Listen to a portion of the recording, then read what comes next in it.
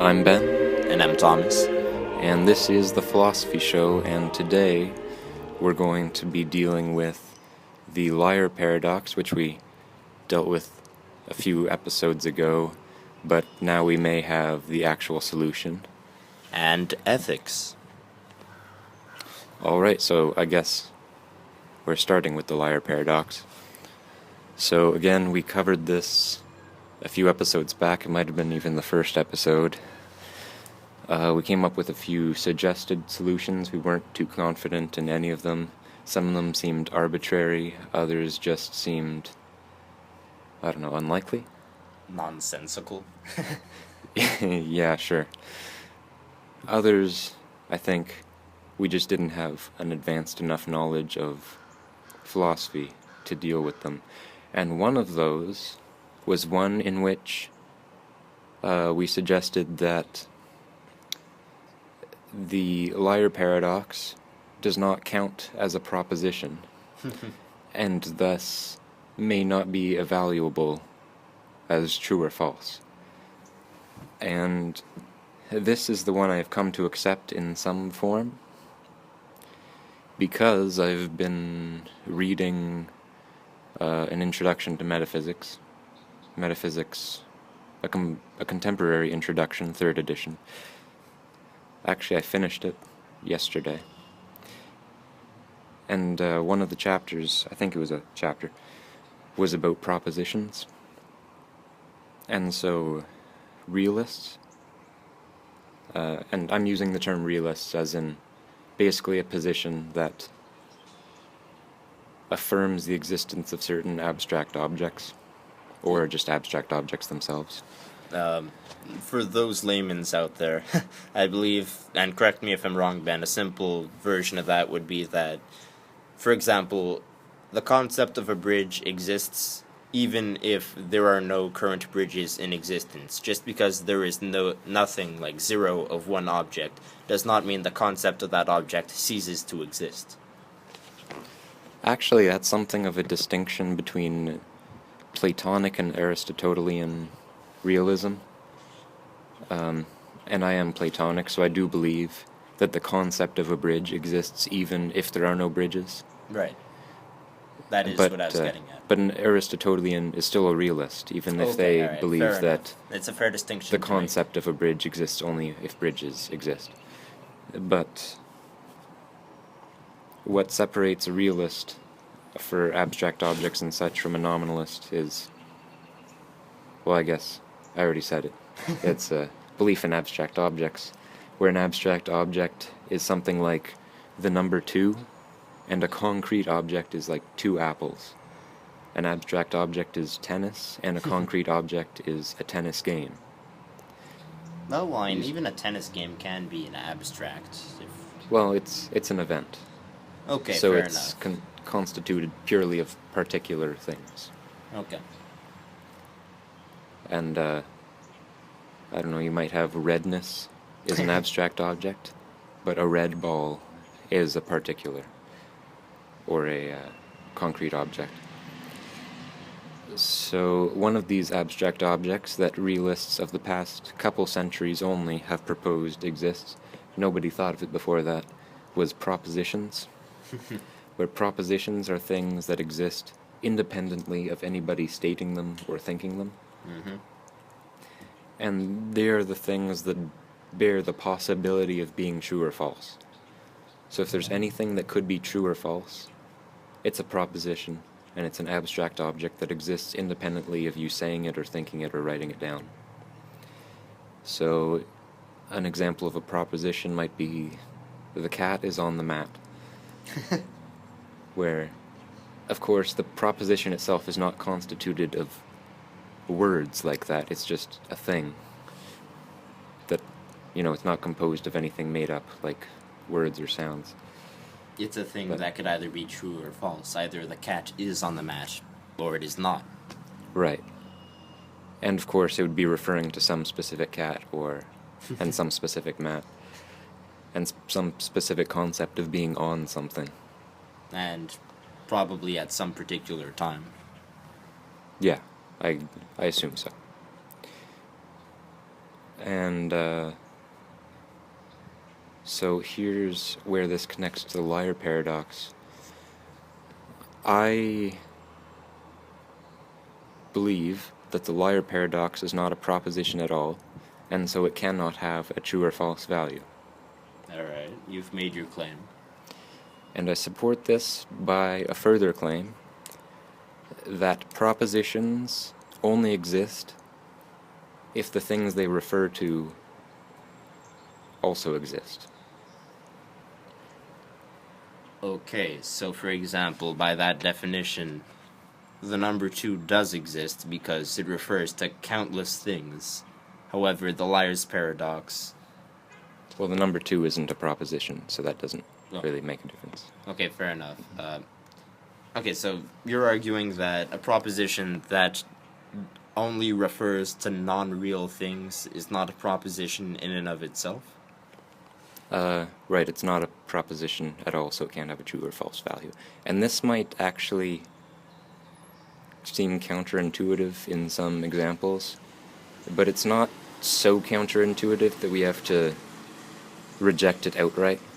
Okay. So if I take a saying something like, the current king of France is eating a waffle. Well, there is no current king of France, so this is referring to something that does not exist, so that does not count as a proposition. So the phrase, the current king of France is eating a waffle, does not have a true or false value. Because by definition of one of its things it referring to being false, the proposition cannot be considered true or false. It automatically is false because one of the things it's referred to is factually false, such as there being no current king of France. Right. So if you were asked whether it's true or false that the king of France is eating a waffle, it would be more intuitive to say the answer is false, because there is no king of France eating a waffle. But you could still conceive of it being possible that such a phrase does not have a true or false value. Do you agree?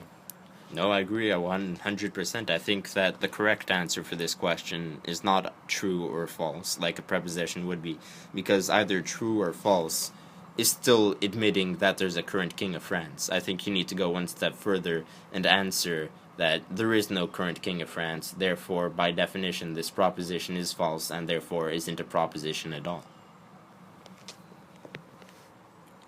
Right.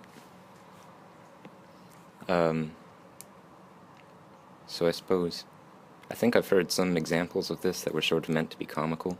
Something like, did you poo in your diaper today, or something like that. Well, that's a question, but Right. if you were to make it into a statement. If you answer yes, well, you're admitting to something like that. But if you answer no, you're still admitting that such a thing is conceivable, i.e. As if that you you wear are a wearing diaper. diapers. Yeah. Exactly. Therefore, neither true nor false is the correct answer, but the explanation that one of the pre-accepted parts of this thing isn't true, i.e. the idea that you're still wearing diapers, because once you get rid of that and prove that factually this is not the case, the proposition cannot exist as a proposition anymore. Right.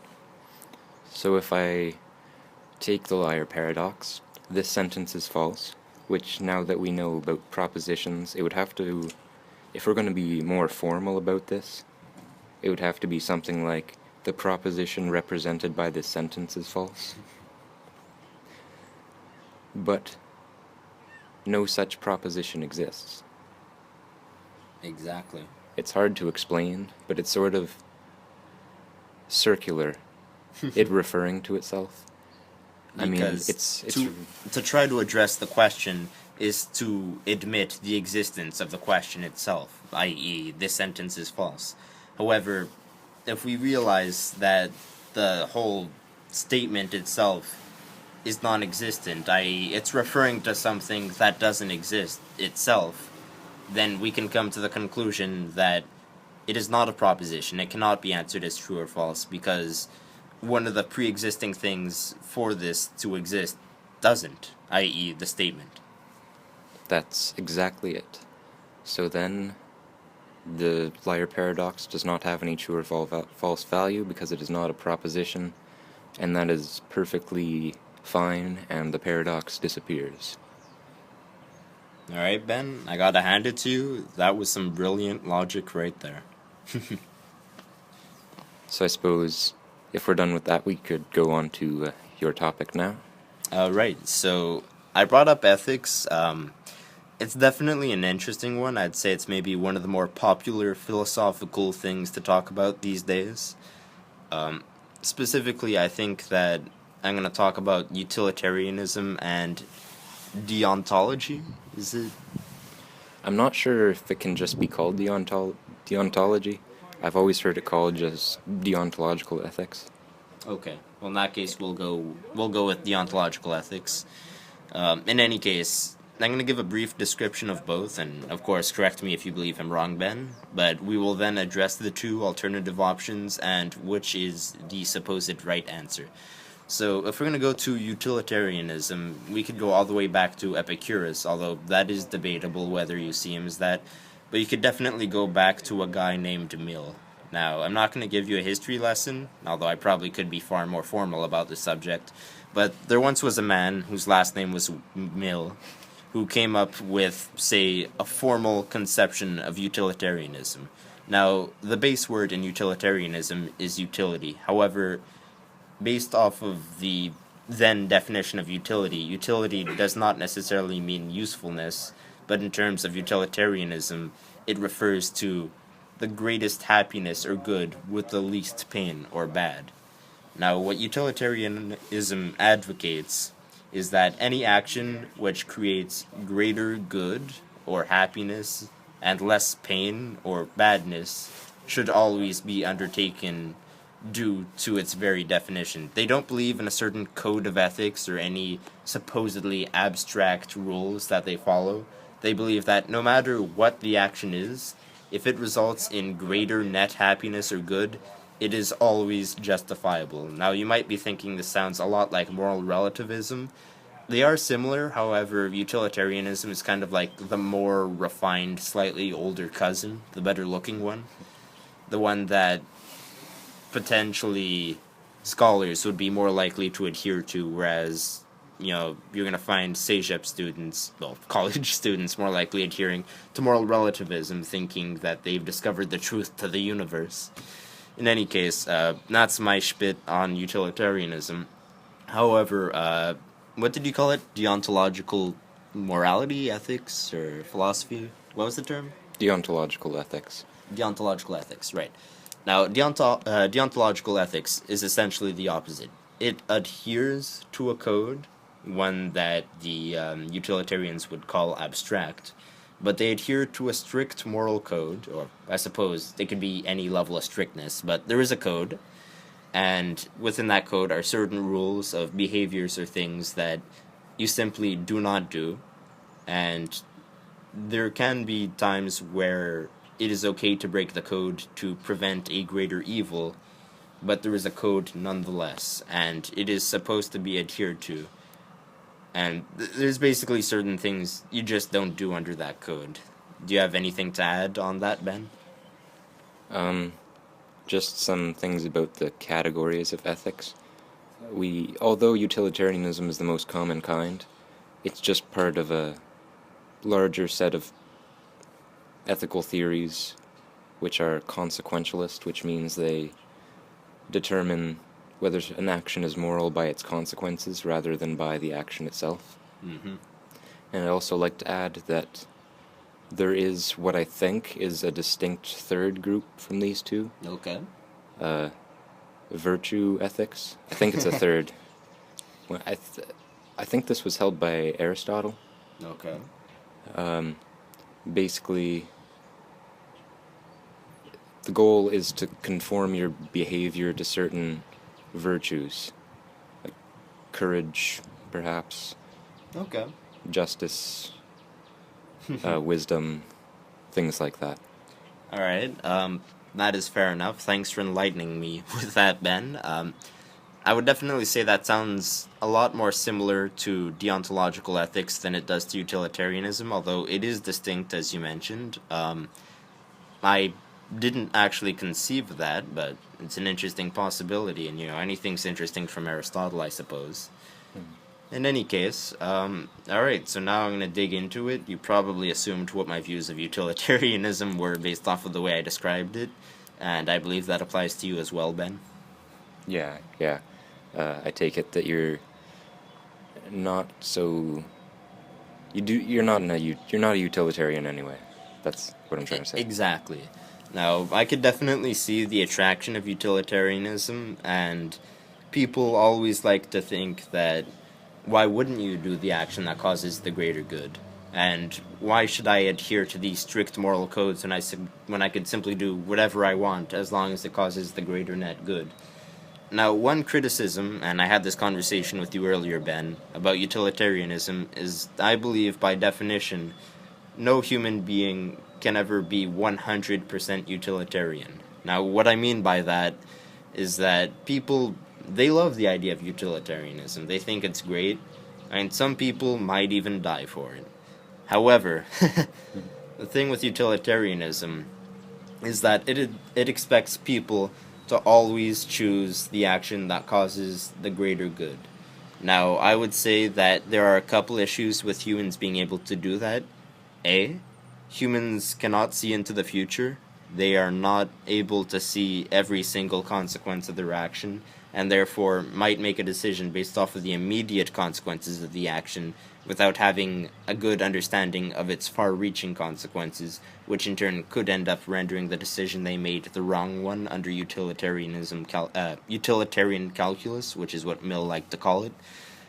B, I believe that there are situations where, based off of just human instinct, for example, self-preservation or the preservation of one's offspring, humans are willing to break utilitarianism to serve their own interest, whether that be by keeping themselves alive, keeping their family alive, even at the expense of the greater good, because people value such things as family and their own life greater than, say, that of other people. Now, you could have your own opinion about whether being self-serving is good or bad. It simply is counter to utilitarianism, and I believe, to a certain extent, all humans are culprit of this, and therefore humans can never completely adhere to utilitarianism, no matter how, say, no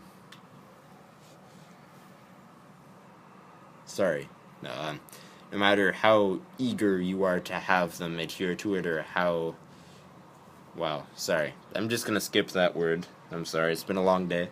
In any case, I don't believe anybody could truly be utilitarian. However, I do believe that people want other people to be utilitarian because indirectly that helps them. Do you want somebody to sacrifice one of their things to make everybody happier? Or do you think you want somebody to sacrifice one thing of everybody else's to make that person happier? If you're a part of one of the people affected by this, you are the guy encouraging the person to make a self-sacrifice to make everybody else happier, because that's in your self-interest. But when your self-interest deviates from that in the majority, that's when you get people that used to be utilitarian kind of converting to more self-serving.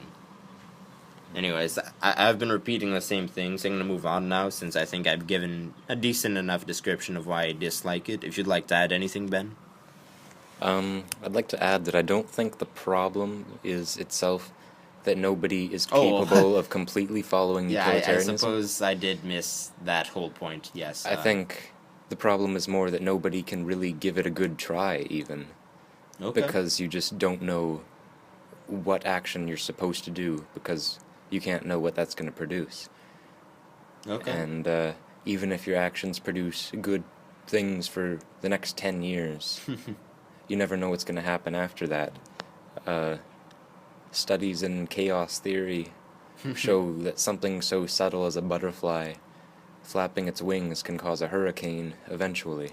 Mm-hmm. So your actions have such far-reaching, vast consequences. It really makes any kind of consequentialism seem absurd. Yeah, I'd agree with that, and furthermore, this might be a bit more specific, but one thing I dislike about utilitarianism, moral relativism, and I suppose all consequentialism. And correct me if I'm wrong, Ben, but it basically allows anybody to justify any action, no matter how horrible, because it makes the claim that the greater good is always the right decision, even if that means horrible consequences to people that are you, aren't you. And I think that maybe sometimes it's not worth harming people and causing pain to make the lives of people better. You know, who gets to say that one person's sufferance is worth another person's happiness? You can't quantify these things. Or at least you can't quantify their qualities. You can't give a value to somebody's happiness compared to somebody's pain. And to try to do so or justify it to yourself would simply be absurd. Right, and we can come up with thought experiments to sort of give an example of that. Like if there was a city that's very prosperous, but it's prosperous because of, I don't know, let's say some magic rod, that if the city is to take some child and keep it in a closet and beat it with the magic rod every once in a while, the city is made prosperous. Well, this beating with the magic rod would be held by utilitarianism to be justifiable as the right course of action. And it's funny you mentioned that, Ben. I mean, I'm sure it's common in much literature, but there's a specific story called Those Who Walk Away from, not Odessa, but Those Who Walk Away from something. Anyways, basically, that's the exact story, and the writer of that story got it from a ethical philosophy book, or a philosophical ethics book, who got it from somebody previous to them, but it's a common theme, and it's one that I think very accurately should show people why utilitarianism isn't always the right option, how people shouldn't necessarily just be okay with the sufferance of people for the happiness of others. right. Is there any other point you wanted to bring up? I suppose we could address the third option. I mean, one last comment I would make is that in terms of utilitarianism, I think that everybody has the right to self-determination, and if somebody is willing to themselves suffer for the goodness of others, that's their own prerogative. But to force somebody else to unwillingly suffer, that's where I think the true problem of the matter lies. That sounds right to me. Alright. So, third option, Ben. You're the one that brought it up, so I believe you could get a better definition than I can. Well, virtue theory holds that that is good which follows certain virtues like wisdom and justice. But of course, traditionally, I think Aristotle had it so that certain things that I wouldn't consider virtues, like I don't know, wealth or intelligence, were also counted.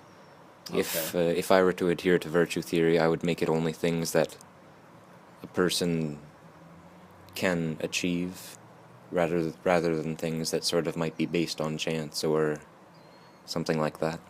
Alright. Now, based off that definition, and correct me if I'm wrong, could you point out somewhat of a flaw in virtue theory in that what people consider virtue varies from people to people? The fact that it's not always the same thing, and that people consider virtues sometimes completely different things, takes away from the theory? I don't think I could criticize it on those grounds, because that would be true of any moral theory. In deontological ethics, people would disagree about what the rules should be. In virtue theory, they might disagree about what the virtues are.